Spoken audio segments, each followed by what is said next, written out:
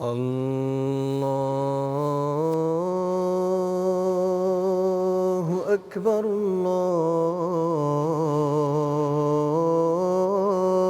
الله أكبر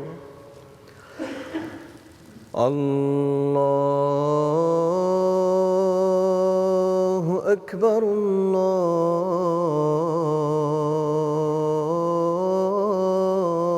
الله أكبر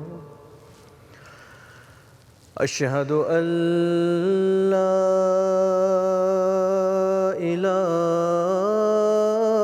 إله إلا الله أشهد أن لا إله إلا الله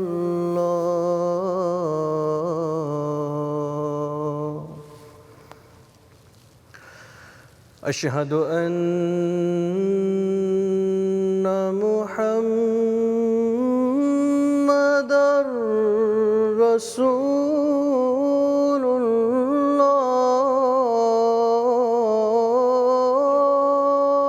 الله أشهد أن محمدًا رسول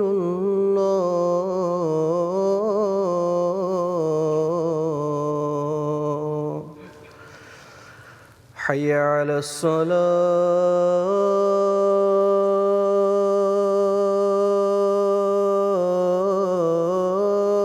الصلاة حي على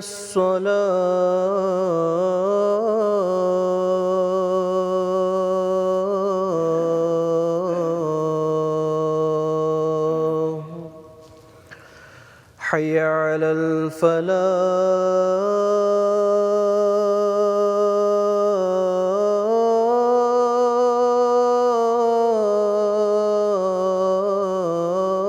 الفلاح حي على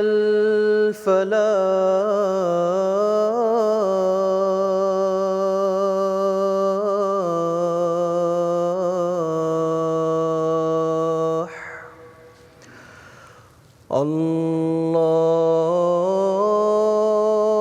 الله أكبر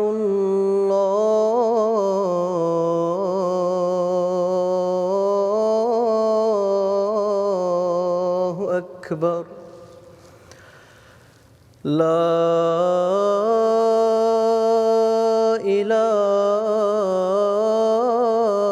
إله إلا الله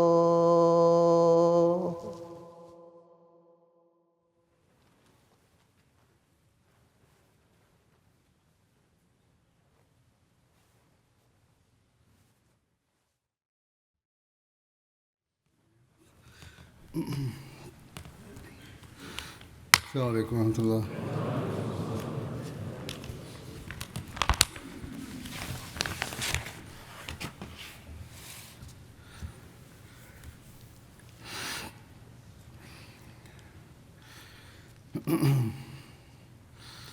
أشهد أن لا إله إلا الله وحده لا شريك له وأشهد أن محمدًا عبده ورسوله أما بعد فأعوذ بالله من الشيطان الرجيم بسم الله الرحمن الرحيم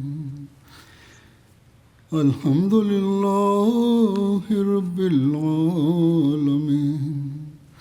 الرحمن الرحيم مالك يوم الدين إياك نعبد وإياك نستعين اهدنا الصراط المستقيم صراط الذين أنعمت عليهم غير المغضوب عليهم ولا الضالين.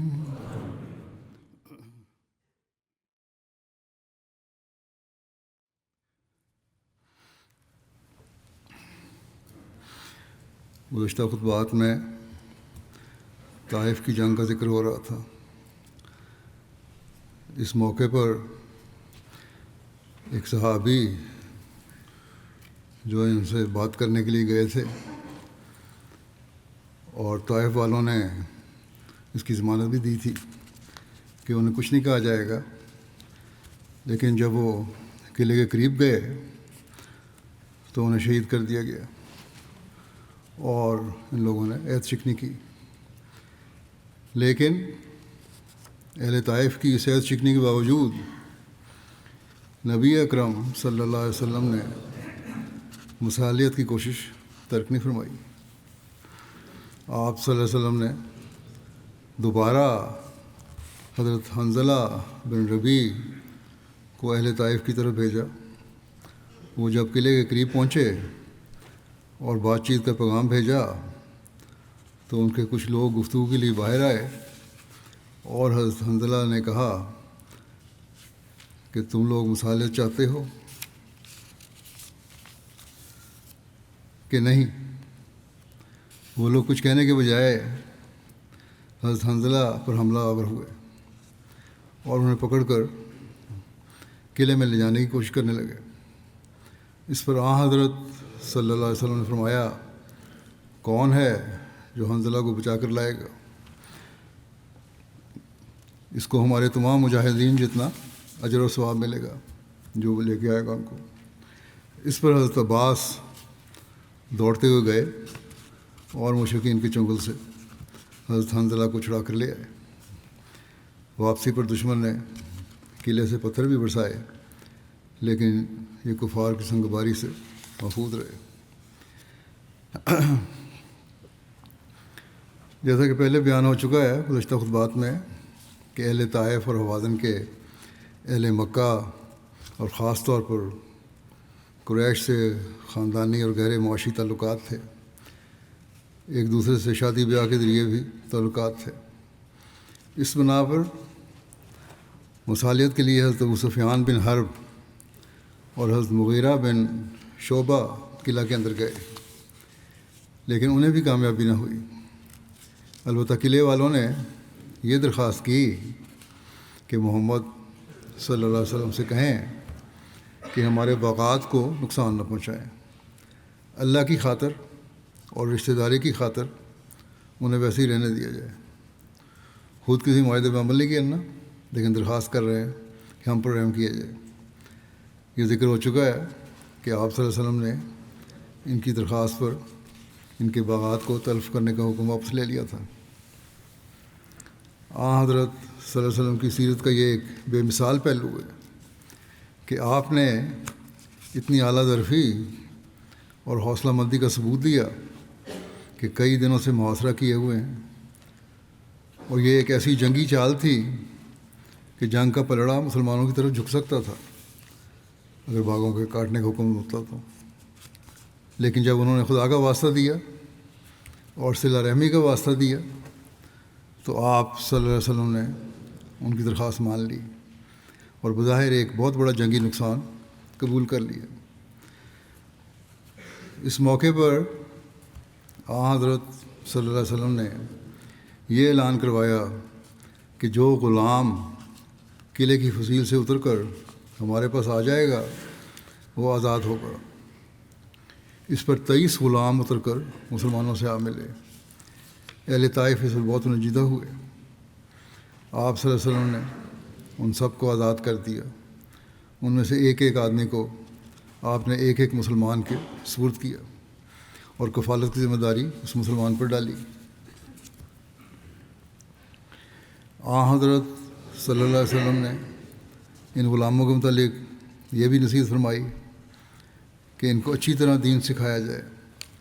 کچھ عرصے بعد جب اہل طائف نے اسلام قبول کر لیا تو انہوں نے اپنے انہی غلاموں کی بات کی تھی اور رسول اکرم صلی اللہ علیہ وسلم سے درخواست کی تھی کہ ہمارے غلام ہمیں واپس لوٹا دیے جائیں۔ اس پر آپ صلی اللہ علیہ وسلم نے ان کی درخواست رد کر دی۔ ان غلاموں میں سے بعض نے تاریخ اسلام میں نیکی تقوی میں نام پیدا کیا، جن میں سے ایک حضرت ابو بکرہ بھی تھے۔ ایک موقع پر عیینہ بن حصن فزاری نے رسول اللہ صلی اللہ علیہ وسلم سے اجازت چاہی کہ وہ قلعہ کے اندر جا کر بنو ثقیف کو اسلام کی دعوت دے۔ عیینہ بن حصن کا تعارف یہ ہے کہ یہ غزوہ احزاب کے موقع پر کفار کی طرف سے بنو فزارہ کا سردار تھا۔ غزوہ احزاب میں کفار کی شکست کے بعد بھی اس نے مدینے پر حملہ کرنے کا ارادہ کیا تھا، لیکن رسول اللہ صلی اللہ علیہ وسلم نے شہر سے باہر نکل کر اس کے حملے کو روکا اور اسے پسپا ہونے پر مجبور کر دیا۔ یہ فتح مکہ سے پہلے اسلام لایا تھا اور اس میں شرکت بھی کی تھی۔ فتح مکہ کے موقع پر یہ مسلمان تھا بظاہر۔ غزوہ حنین اور طائف میں بھی شرکت کی۔ حضرت ابوبکر رضی اللہ عنہ کے عہد خلافت میں باغی مرتدوں کے ساتھ یہ بھی فتنہ ارتداد کا شکار ہو گیا اور مدعی نبوت اور باغی طلحہ کی طرف مائل ہو گیا اور اس کی بیعت کر لی، اور اس کے ساتھ مل کر اسلامی فوجوں کے ساتھ اس نے جنگ کی، یعنی ان کے خلاف جنگ کی اسلامی فوجوں کے۔ اور جب بری طرح شکست کھا کر قیدی بن کر حضرت ابوبکر کے سامنے پیش کیا گیا تو اس نے ندامت کا اظہار کیا۔ حضرت ابوبکر نے اس کو معاف کر دیا اور یہ دوبارہ اسلام لے آیا، اور اس وقت اس نے یہ بھی کہا کہ اس سے پہلے تو میں کبھی بھی ایمان نہ لایا تھا۔ اس کے بارے میں لکھا ہے کہ یہ اکھڑ مزاج اور ترش رو شخص تھا۔ اپنے قبیلے کا مشہور جنگجو اور سردار تھا۔ اس کے متعلق آتا ہے کہ نبی اکرم صلی اللہ علیہ وسلم نے اس کو الاحمق المطاع فرمایا تھا، یعنی ایسا لیڈر اور رہنما تو ہے جو احمق ہے۔ بہرحال حضرت صلی اللہ علیہ وسلم نے اس کو اجازت دے دی جب اس نے کہا کہ میں جاتا ہوں، اور عیینہ قلعے میں ان لوگوں کے پاس پہنچا اور اسلام کی دعوت دینے کے بجائے بنو ثقیف سے کہنے لگا، تم لوگ مضبوطی کے ساتھ اپنے قلعے میں ڈٹے رہو، کیونکہ ہماری حیثیت تو ایک غلام سے بھی بدتر ہوتی جا رہی ہے۔ ایک روایت میں یہ الفاظ بھی ہیں کہ دیکھو، کسی حال میں بھی قلعہ مت نہ چھوڑنا اور نہ کسی بات سے متاثر اور پریشان ہونا۔ جب عیینہ واپس رسول اللہ صلی اللہ علیہ وسلم کے پاس آیا تو آپ نے پوچھا، عیینہ تم نے ان لوگوں سے کیا کہا تھا؟ اس نے کہا، میں نے انہیں اسلام قبول کرنے کی ہدایت کی اور دین کی دعوت دی، دوزخ سے ڈرایا اور جنت کا راستہ بتلایا۔ جبکہ اللہ تعالیٰ نے آپ صلی اللہ علیہ وسلم کو اس کی بابت بذریعہ وحی اطلاع دے دی تھی کہ یہ کیا کہہ کے آیا وہاں۔ چنانچہ حضرت صلی اللہ علیہ وسلم نے فرمایا، تم جھوٹ بول رہے ہو، تم نے ان لوگوں سے یہ کہا ہے، اور آپ نے عیینہ کی وہ ساری باتیں دہرا دیں جو اس نے وہاں کہی تھیں۔ یہ سنتے ہی عیینہ حیران رہ گیا، کہنے لگا، یا رسول اللہ صلی اللہ علیہ وسلم، اب سچ کہتے ہیں، میں اپنی اس حرکت پر آپ سے اور اللہ تعالیٰ سے توبہ کرتا ہوں۔ لیکن بہرحال ایمان پوری طرح قائم نہیں ہوا تھا ابھی بھی۔ حضرت صلی اللہ علیہ وسلم نے معاصرہ کی صورتحال کے پیش نظر حضرت نوفل بن معاویہ دہلی سے مشورہ کیا تو انہوں نے عرض کیا کہ یہ تو ایسا ہی ہے جیسے لومڑی اپنے بھٹ میں گھسی ہوئی ہو، اس پر کھڑے رہیں گے تو پکڑ لیں گے اور چھوڑ دیں گے تو نقصان کی طاقت نہیں رکھتی، اپنی غار میں چلی جاتی ہے لومڑی۔ یہ سن کر رسول اللہ صلی اللہ علیہ وسلم نے محاصرہ ختم کرنے کا فیصلہ فرما لیا اور حضرت عمر کے ذریعے لوگوں میں اعلان کروا دیا کہ انشاءاللہ کل واپسی ہوگی۔ معلوم ہوتا ہے کہ در حقیقت صرف مشورے کے نتیجے میں نہیں بلکہ اللہ تعالیٰ کی طرف سے بھی کوئی خاص رہنمائی یا اشارہ ملا تھا آپ صلی اللہ علیہ وسلم کو، تو آپ نے یہ محاصرہ اٹھا لیا، ورنہ آپ صلی اللہ علیہ وسلم کی جنگی مہمات میں یہ پہلا موقع تھا کہ بظاہر اتنی اہم اور ضروری فتح کو بظاہر ادھورا چھوڑ کر آپ واپس جا رہے تھے۔ تبصرے کرنے والے اور روایات لکھنے والے جو بھی لکھیں، بہرحال یہ ہم نے دیکھا ہے تاریخ میں کہ اس سے زیادہ مشکل اور ناممکن مارکوں میں اللہ تعالیٰ نے آپ صلی اللہ علیہ وسلم کو غیر معمولی فتح اور نصرت نوازا تھا۔ بنو قریظہ اور خیبر کی فتوحات اس کی روشن مثالیں ہیں۔ حنین کی مثال بھی اس وقت قریبی مثال تھی، اسے کیسے بھولا جا سکتا ہے۔ بعض مکے والوں کو بھی حضرت صلی اللہ علیہ وسلم کی شکست کا یقین تھا حنین کے موقع پر، اور ان میں سے ایک گروہ تو دراصل آپ کی شکست کا تماشا دیکھنے کے لیے ساتھ ہو لیا تھا، لیکن اس وقت بھی ایک یقینی شکست کو اللہ تعالیٰ نے حیرت انگیز غیر معمولی اور تاریخی فتح عطا فرمائی تھی، اور طائف میں تو وہی بھاگا ہوا اور شکست خوردہ لشکر ہی چھپا ہوا تھا اور دبکا وہ بیٹھا تھا۔ اس سابقہ نصرت الہی کے نظاروں کی روشنی میں طائف کو فتح کرنا بھی کوئی زیادہ مشکل اور ناممکن امر نہیں تھا، لیکن آپ صلی اللہ علیہ وسلم بظاہر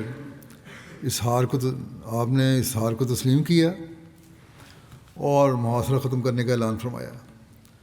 تو دراصل آپ صلی اللہ علیہ وسلم کی سیرت کا ایک بہت تابناک پہلو ہمیں نظر آتا ہے کہ آپ صلی اللہ علیہ وسلم کی یہ لشکر کشی بھی دراصل کسی نفسانی جوش کے تحت نہیں تھی، مال غنیمت حاصل کرنے یا زمینوں کو فتح کرنے کے لیے نہیں تھی، بلکہ آپ صلی اللہ علیہ وسلم کی ایک ایک حرکت اور سکون اور قول و فعل خدائے علیم و خبیر کی مرضی کے تابع تھی، اور آپ کی ساری زندگی اسی آیت کے مصداق تھی کہ کل ان صلاتی و نسکی و محیایا و مماتی للہ رب العالمین۔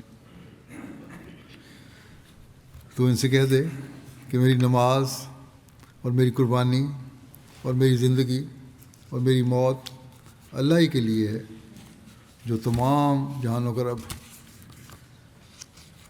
طائف کے محاصرے کے موقع پر دو باتیں ایسی ہوئی ہیں کہ جسے صاف معلوم ہوتا ہے کہ آپ صلی اللہ علیہ وسلم کو اللہ تعالیٰ کی طرف سے یہ رہنمائی مل گئی تھی کہ یہ محاصرہ ختم کر دیا جائے، اور آپ صلی اللہ علیہ وسلم نے فوراً محاصرہ ختم کرنے کا اعلان فرما دیا۔ اس زمانے میں حضور صلی اللہ علیہ وسلم کی ایک خواب کا ذکر ملتا ہے۔ چنانچہ ابن ہشام نے لکھا ہے کہ طائف کے محاصرہ کے موقع پر حضرت صلی اللہ علیہ وسلم نے حضرت ابوبکر سے فرمایا کہ اے ابوبکر، میں نے آج خواب میں دیکھا ہے کہ ایک برتن میں مکھن بھرا ہوا میرے پاس تحفہ میں آیا ہے، پھر ایک مرغ نے چونچ مار کر اس برتن کو گرا دیا۔ ابوبکر نے عرض کیا، میرا خیال تو یہ ہے کہ اس مرتبہ آپ ثقیف سے جو چاہتے ہیں وہ حاصل نہ کر سکیں گے۔ یہ قبیلہ تھا، یعنی یہ جو محاصرہ کیا ہوا ہے اس کا وہ نتیجہ نہیں نکلے گا جو ہمارے حق میں ہو یا ہم نے سوچا ہوا ہے، فتح ملنی مشکل لگتی ہے۔ رسول اللہ صلی اللہ علیہ وسلم نے فرمایا، میرے خیال میں بھی اس کا حصول فی الحال ناممکن ہے۔ اس طرح اسی طرح ایک روایت میں یہ بھی آتا ہے کہ خولہ بنت حکیم، ان کا نام خویلہ بھی آیا ہے، جو حضرت عثمان بن مظعون کی بیوی تھیں، انہوں نے رسول کریم صلی اللہ علیہ وسلم کی خدمت میں عرض کیا کہ یا رسول اللہ صلی اللہ علیہ وسلم، اگر اللہ تعالیٰ آپ کو طائف کی فتح نصیب کرے تو بادیہ بنت غیلان یا فاریہ بنت عقیل کا زیور مجھ کو عنایت فرمائیں۔ کیونکہ تمام ثقیف میں ان عورتوں کے برابر کسی عورت کے پاس قیمتی زیور نہیں ہے۔ رسول کریم صلی اللہ علیہ وسلم نے اس سے فرمایا، اے خولہ، ثقیف پر فتح پانے کی اگر مجھے اجازت ہی نہ دی گئی تو پھر کیا ہو؟ حضرت خولہ وہاں سے نکلیں اور حضرت عمر سے اس کا ذکر کیا۔ حضرت عمر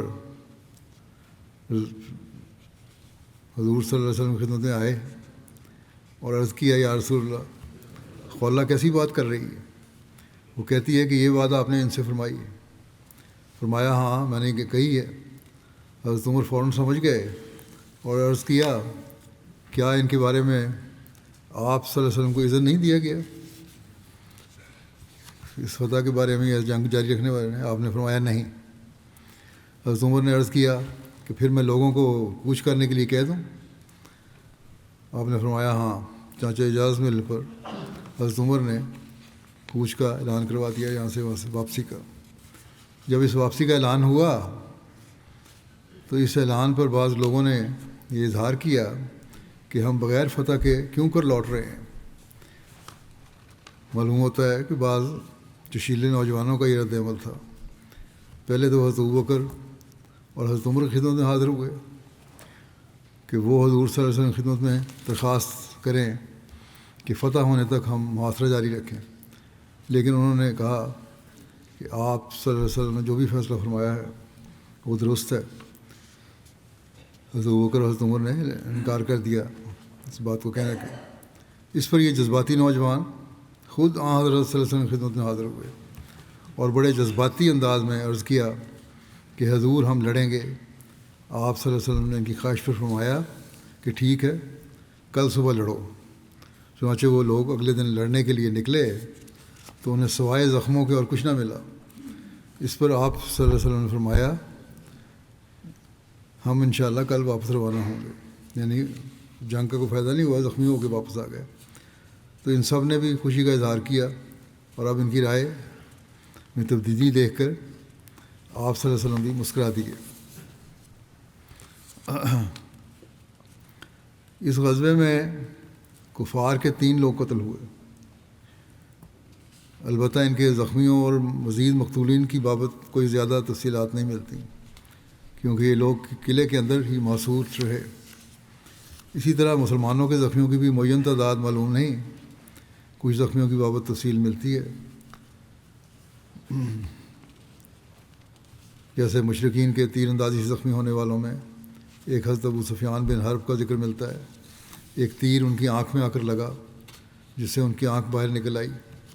یہ سیدھے رسول اللہ صلی اللہ علیہ وسلم کے پاس آئے اور اس حال میں کہ ان کی آنکھ ان کے ہاتھ میں تھی، انہوں نے آپ سے عرض کیا، یا رسول اللہ، میری یہ آنکھ اللہ کے راستے میں جاتی رہی۔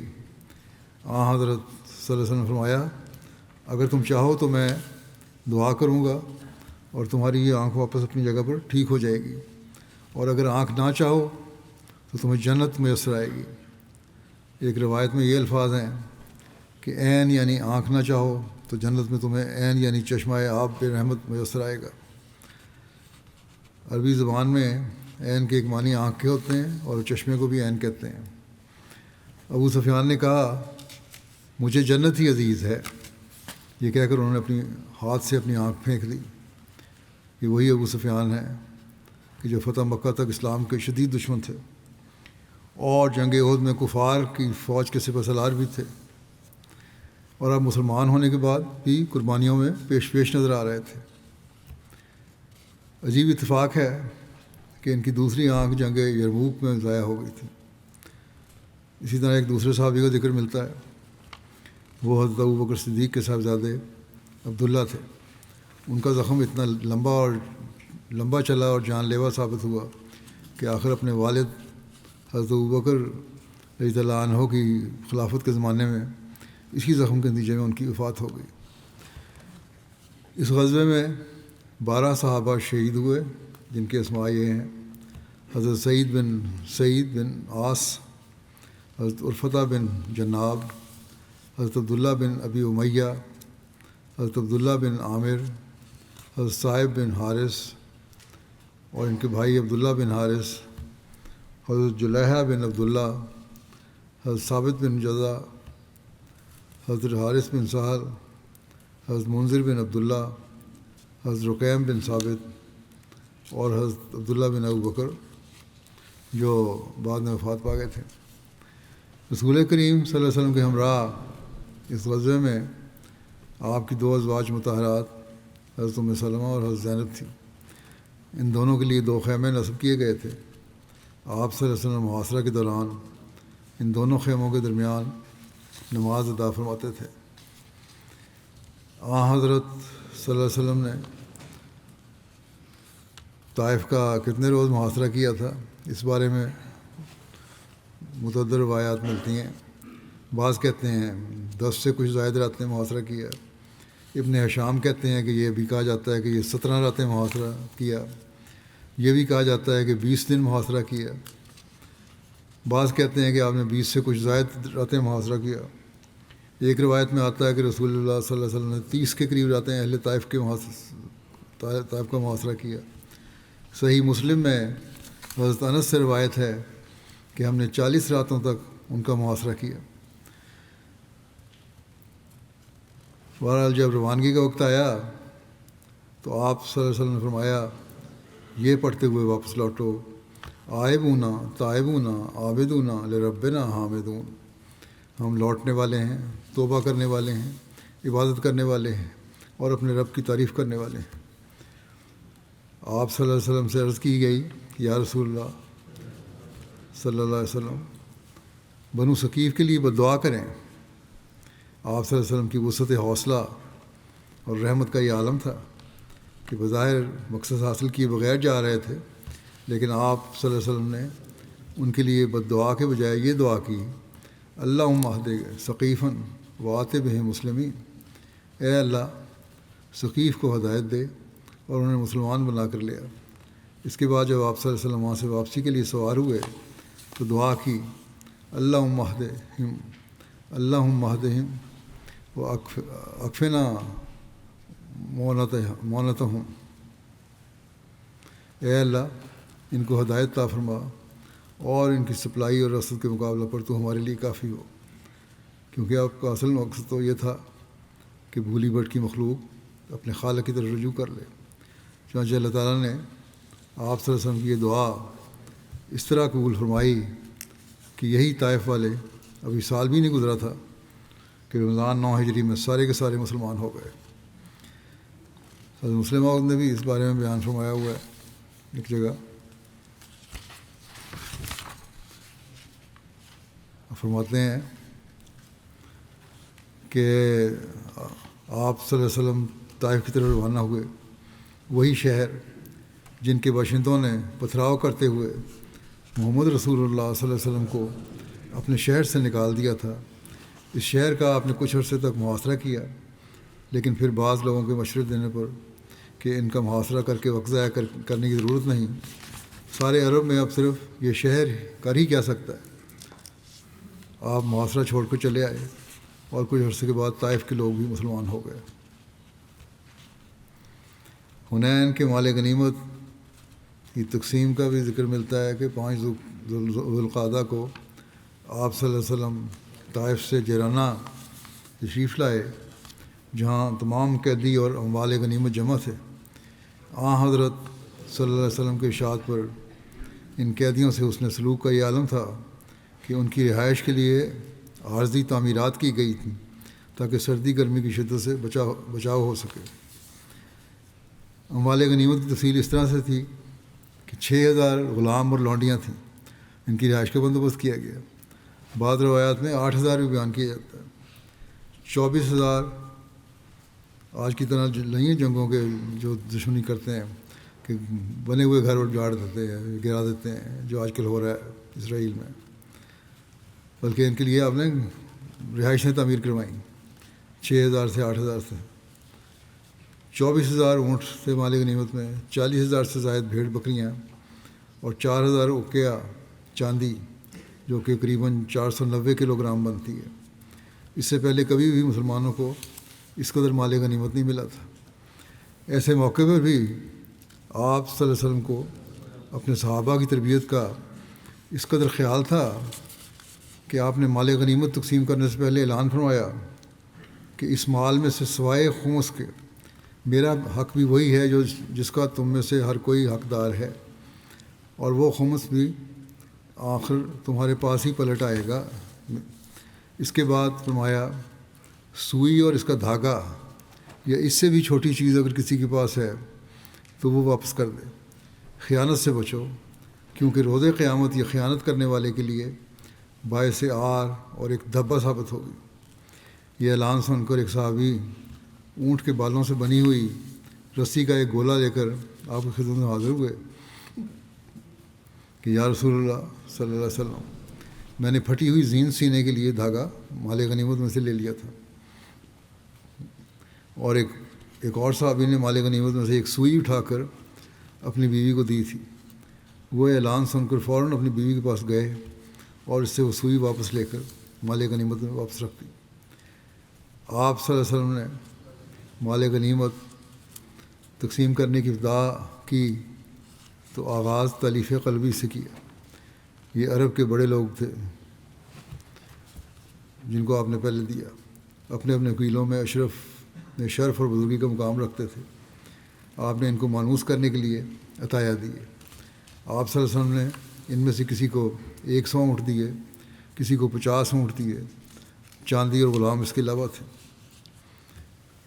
ایک سیرت کتاب میں لکھا ہے کہ ابو سفیان بن حرب کو 100 اونٹ دیے۔ ابو سفیان جب رسول اکرم صلی اللہ علیہ وسلم کی خدمت میں حاضر ہوئے تو آپ صلی اللہ علیہ وسلم کے پاس سامنے چاندی کا ایک ڈھیر لگا ہوا دیکھا تو دیکھ کر کہنے لگے یا رسول اللہ، آپ تو قریش میں سب سے زیادہ مالدار ہو گئے ہیں۔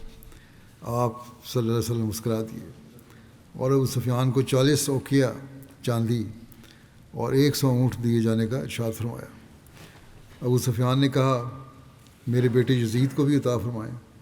آپ نے اس کے لیے بھی 40 اوقیہ چاندی اور 100 اونٹ دیے جانے کا ارشاد فرمایا۔ یہ یزید ابو سفیان کا بیٹا تھا، جو عام طور پہ جو یزید کا ذکر تاریخ میں ملتا ہے بدنام زمانہ، وہ ابو سفیان کا پوتا تھا، یعنی حضرت معاویہ کا بیٹا تھا۔ ابو سفیان کہنے لگا یا رسول اللہ، میرے دوسرے بیٹے معاویہ کو بھی آپ کچھ دیں۔ آپ نے اس کے لیے بھی 40 اوقیہ چاندی اور 100 اونٹ دینے کا ارشاد فرمایا۔ اس پر ابو سفیان کہنے لگا میرے ماں باپ آپ پر قربان، آپ کریم ہیں، میں نے آپ سے جنگیں کی ہیں اور آپ کیا ہی اچھے جنگجو ہیں، پھر میں نے آپ سے صلح کی اور آپ کیا ہی اچھے صلح کرنے والے ہیں، اللہ آپ کو جزائے خیر دے۔ مکے کے معززین اور شرفاء میں سے ایک حکیم بن حزام بھی تھے۔ فتح مکہ کے موقع پر انہوں نے اسلام قبول کیا اور حضرت صلی اللہ علیہ وسلم نے اعلان فرمایا تھا کہ جو حکیم بن حزام کے گھر میں داخل ہو جائے گا اس کو امان دی جائے گی۔ یہ ختیجہ کے بھائی کے بیٹے تھے۔ انہیں بھی حضرت صلی اللہ علیہ وسلم نے 100 اونٹ عطا فرمائے۔ وہ خود بیان کرتے ہیں کہ میں نے 100 اور مانگے تو آپ نے وہ بھی مجھے عطا فرمائے، میں نے مزید 100 مانگے تو آپ نے مجھے مزید 100 اونٹ عطا فرمائے۔ پھر آپ صلی اللہ علیہ وسلم فرمایا اے حکیم، یہ مال اچھا اور شیریں ہے، اچھا مال ہے، جو اس کو نفس کی بے رغبتی سے لے گا تو اس میں برکت ہوگی، اور جو اس کو نفس کی حرص اور لالچ سے لے گا تو اس میں برکت نہیں ہوگی۔ وہ اس آدمی کی طرح ہے جو کھاتا ہے لیکن سیر نہیں ہوتا۔ اوپر والا ہاتھ یعنی دینے والا ہاتھ نیچے والے ہاتھ یعنی لینے والے ہاتھ سے بہتر ہوتا ہے۔ حضرت صلی اللہ علیہ وسلم کی نصیحت کا ایسا اثر ہوا کہ اسی وقت عرض کیا یا رسول اللہ صلی اللہ علیہ وسلم، اس کی قسم جس نے آپ کو حق کے ساتھ مبعوث کیا ہے، آج کے بعد مرتے دم تک میں کبھی کسی سے کچھ نہیں مانگوں گا۔ اور بعض روایات کے مطابق انہوں نے وہ 200 اونٹ جن کا سوال کیا تھا وہ بھی واپس کر دیے، اور پھر زندگی بھر اپنے اس عہد پر قائم رہے اور کسی سے کچھ نہیں مانگا، بلکہ یہاں تک اس پرکار باندھ رہے کہ حضرت ابوبکر صدیق رضی اللہ عنہ اپنے عہد خلافت میں جب کوئی مال دیتے تو یہ لینے سے انکار کر دیتے۔ پھر حضرت عمر رضی اللہ عنہ نے بھی اپنے عہد خلافت میں مال دینے کے لیے بلایا۔ اسلامی فتوحات کے نتیجے میں بہت سے اموال آیا کرتے تھے، تو خلفاء صحابہ کو بطور عطیہ ان میں سے دیا کرتے تھے، لیکن حضرت حکیم بن حزام نے لینے سے انکار کر دیا۔ اس پر حضرت عمر نے تمام حاضرین سے مخاطب ہو کر کہا کہ لوگوں گواہ رہنا، میں نے ان کا حق انہیں دیا تھا، لیکن انہوں نے لینے سے انکار کر دیا۔ آپ صلی اللہ علیہ وسلم کی بخشش و عطا سے فیض یاب ہونے والوں میں سے مکے کا ایک سردار صفوان بن امیہ بھی تھا۔ یہ وہی صفوان تھا جس سے آپ صلی اللہ علیہ وسلم نے غزوہ حنین کے لیے زریں اور ہتھیار مستعار لیے تھے، اور یہ مشرک ہونے کی حالت میں ہی غزوہ حنین میں بھی شامل ہوا تھا۔ بعض روایات کے مطابق صفوان دل میں یہ سوچ کر آیا تھا کہ کاش ہمیں محمد صلی اللہ علیہ وسلم کو قتل کرنے کا موقع مل جائے یا مخالف دشمن محمد صلی اللہ علیہ وسلم کے لشکر کو شکست دے دے، لیکن اسی جنگ میں ہی اس کے دل کی کایا پلٹنے لگی، اور جب اموال غنیمت کی تقسیم کا وقت آیا تو آپ نے اس کو 100 اونٹ عطا فرمائے، بلکہ صحیح مسلم کی روایت کے مطابق 300 اونٹ عطا فرمائے۔ ایک اور روایت ہے کہ انہی دنوں میں نبی اکرم صلی اللہ علیہ وسلم ایک گھاٹی سے گزرے جس میں مال غنیمت کے اونٹ اور بکریاں تھیں، اور وہ وادی ان اونٹوں اور بکریوں سے بھری ہوئی تھی۔ صفوان اس قدر مال دیکھ کر حیرت زدہ ہو کر دیکھنے لگا، تو آپ صلی اللہ علیہ وسلم نے فرمایا، اے ابو وہب، یہ صفوان کی کنیت تھی، اس گھاٹی نے تجھے تعجب میں ڈال دیا؟ اس نے کہا جی ہاں۔ آپ نے فرمایا، یہ سارا مال تمہارا ہوا، تم لے لو۔ صفوان نے بے ساختہ کہا کہ میں گواہی دیتا ہوں کہ آپ اللہ کے نبی ہیں، کیونکہ اس طرح کی عطا کوئی نبی ہی کر سکتا ہے۔ ایک دوسری روایت کے مطابق صفوان بن امیہ خود بیان کرتے ہیں کہ آپ صلی اللہ علیہ وسلم مسلسل مجھے حنین کے اموال غنیمت دیتے رہے، جس کا نتیجہ یہ ہوا کہ پہلے آپ صلی اللہ علیہ وسلم مجھے ساری مخلوق سے زیادہ ناپسندیدہ شخصیت تھے، پھر آپ صلی اللہ علیہ وسلم مجھے ساری مخلوق سے زیادہ محبوب ہو گئے۔ الغرض آپ صلی اللہ علیہ وسلم مختلف سرداران عرب کو عطا فرماتے رہے، ان سب کی تعداد 50 سے زائد بیان کی گئی ہے۔ اس کے علاوہ اس کے بعد حضرت صلی اللہ علیہ وسلم نے حضرت زید بن ثابت کو باقی لوگوں کو بلانے کا ارشاد فرمایا اور ان میں مال غنیمت تقسیم فرمایا۔ ہر ایک کے حصے میں 4 اونٹ یا 40 بکریاں آئیں، اور یوں آپ نے وہ مال غنیمت جو ابھی تک کا سب سے زیادہ مال تھا سارے کا سارا لوگوں میں تقسیم فرما دیا۔ حضرت صلی اللہ علیہ وسلم کی سیرت کا یہ پہلو قابل غور ہے کہ مخالفین آپ صلی اللہ علیہ وسلم اور آپ کی جنگوں کے متعلق یہ الزام لگاتے ہیں کہ مسلمان چونکہ غریب اور مال و دولت سے محروم تھے، اس لیے یہ جنگیں شروع کی گئیں۔ اگر اس بات میں تھوڑی سی بھی حقیقت ہوتی تو جنگ حنین کے اموال غنیمت کی تقسیم کچھ اور طریقے سے ہوتی، لیکن یہاں تو ہم دیکھتے ہیں کہ مال غنیمت کا ایک بھاری حصہ تالیف قلب کے لیے غیروں کو دیا گیا، قریش کے امراء کو دیا گیا، بلکہ بعض روایات کے مطابق تو سارے کا سارا مال دوسرے لوگوں میں تقسیم کر دیا گیا تھا، گو اس میں مسالے کچھ بھی ہوں۔ لیکن یہ تو دنیا نے دیکھ لیا کہ آپ صلی اللہ علیہ وسلم اپنے لیے کچھ بھی نہ رکھا، آپ صلی اللہ علیہ وسلم نے اپنے لیے کچھ بھی نہیں رکھا، بلکہ بعض روایات کے مطابق، جس کی تفصیل آگے آئے گی، کہ اپنے جانسار اور وفادار ساتھیوں یعنی انصار مدینہ کو بھی اس مال غنیمت میں سے کچھ نہیں دیا۔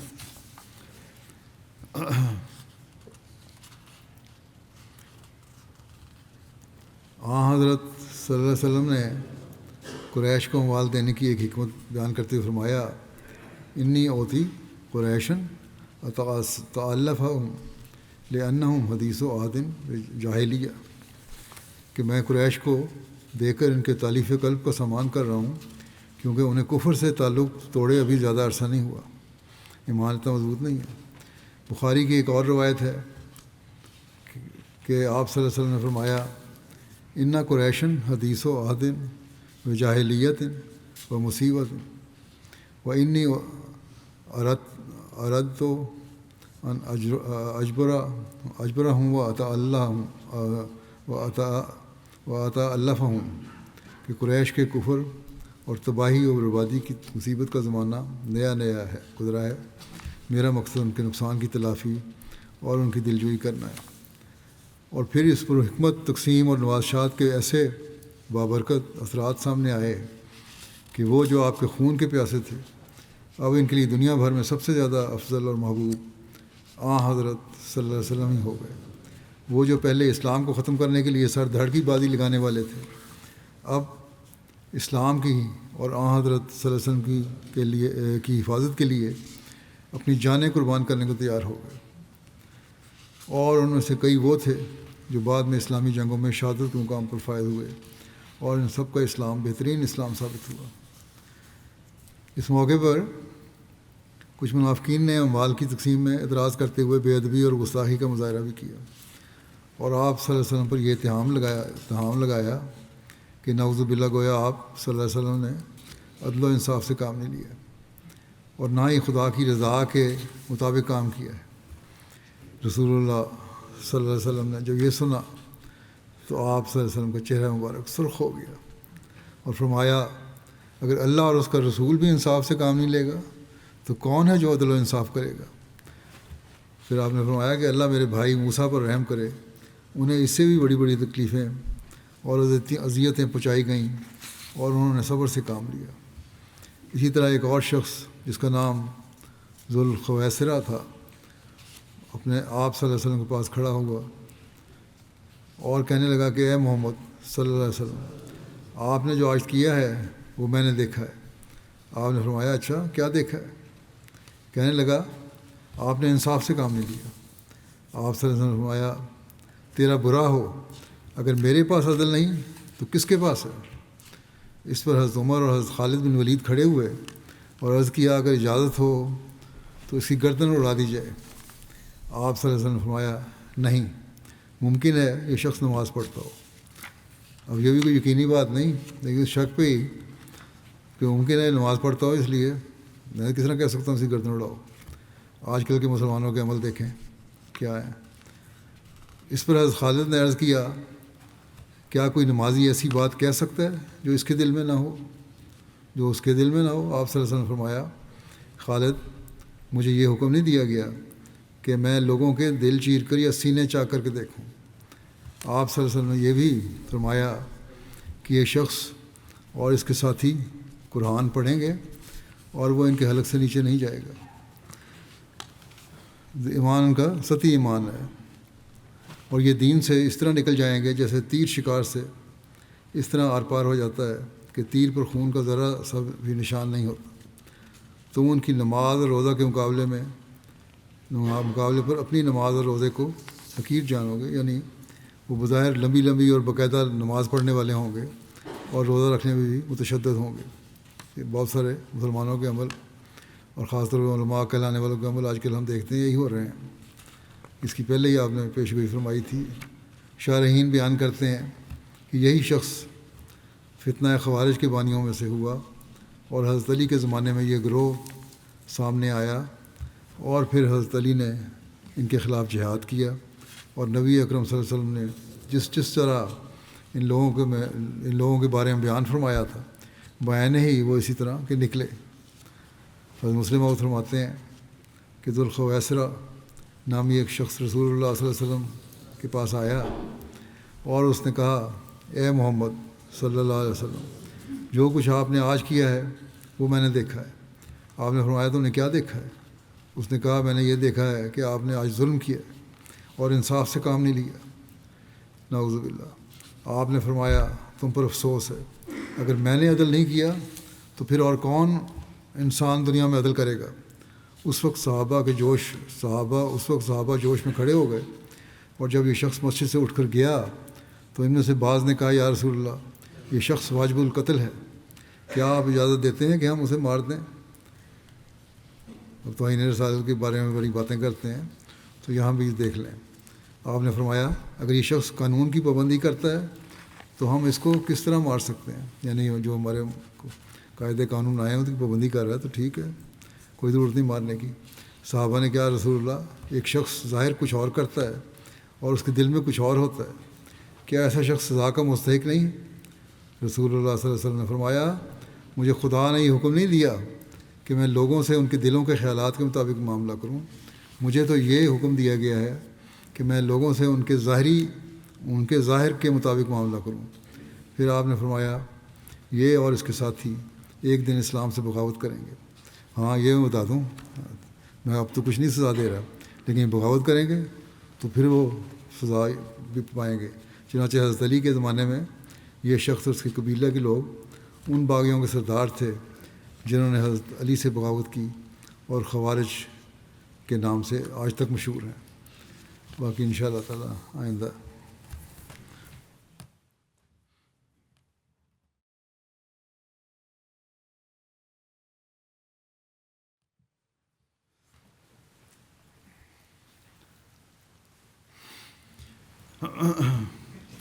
الحمد لله نحمده ونستعينه ونستغفره ونؤمن به ونتوكل عليه ونعوذ بالله من شرور أنفسنا ومن سيئات أعمالنا. من يهده الله فلا مضل له ومن يضلل فلا هادي له. ونشهد أن لا إله إلا الله ونشهد أن محمدا عبده ورسوله. عباد الله رحمكم الله، إن الله يأمر بالعدل والإحسان وإيتاء ذي القربى وينهى عن الفحشاء والمنكر والبغي يعظكم لعلكم تذكرون. اذكروا الله يذكركم وادعوه يستجب لكم ولذكر الله أكبر.